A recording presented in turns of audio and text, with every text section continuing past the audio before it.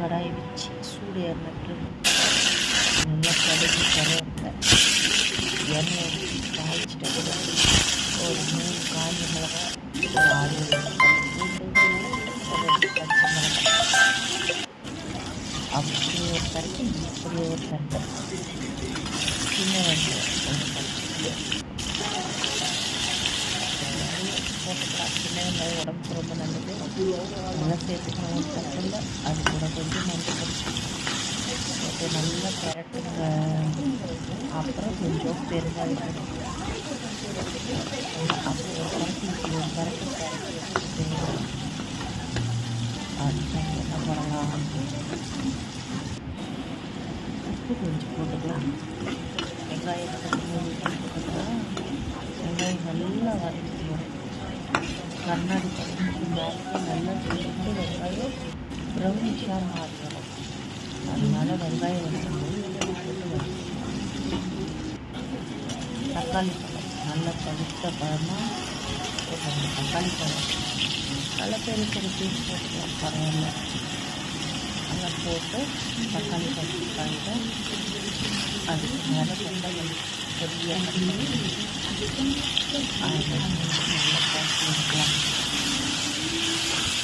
தக்காளி பழம் கொத்தமல்லி வெங்காயம் காய்ச்சி மிளகாய் தூள் பச்சை மிளகாய் எல்லாத்தையும் போட்டு காய்ச்சி வைக்கலாம்.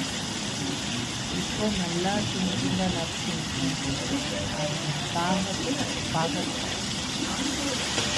பாவக்காயும் சொல்லி பண்ணிவிட்டா பாகக்காய் போட்டு கிளம்புறேன். இப்போ இந்த மாதிரி கரண்டி இருக்கும்போது குழம்புல கசப்பு வராதுங்க. இது பாவக்காய் குழம்புனா நமக்கு கல்லவே அந்த அளவுக்கு இருக்கும். இதை நான் நல்லா வதக்கி எடுக்கிறேன். உடம்புக்கு ரொம்ப நல்ல ஒரு பொருள், நல்ல ஒரு குழம்பு. இன்னும் கொஞ்சம் கரைச்சி குழம்பு செய்யும்போது அதோடைய சுவை மிக மிக அருமையாக இருக்கும். அப்படி போட்டுக்கலாம். கரைச்சி வச்சு புளியை தூக்கி சட்டியில் போட்டுருவோம். நல்லா கரைச்சி வச்ச புளியை ஊற்றி நல்லா அந்த சாறு எல்லா சாறையும் அழகாக தனியாக கலந்துட்டோம்னா அது சூப்பராக பாருங்க கலர்ஃபுல்லாக ரெடி ஆகிடுச்சு. கொதிச்சு வரும்போது நல்லா சுண்டி நல்லா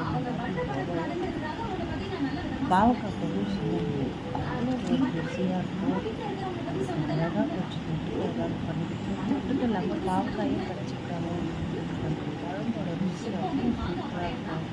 செஞ்சு சாப்பிட்டு பாருங்கள்.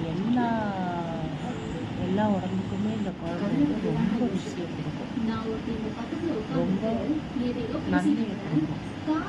அதனால செஞ்சு சாப்பிட்டு பார்க்கலாமே தாராளமாக. என்ன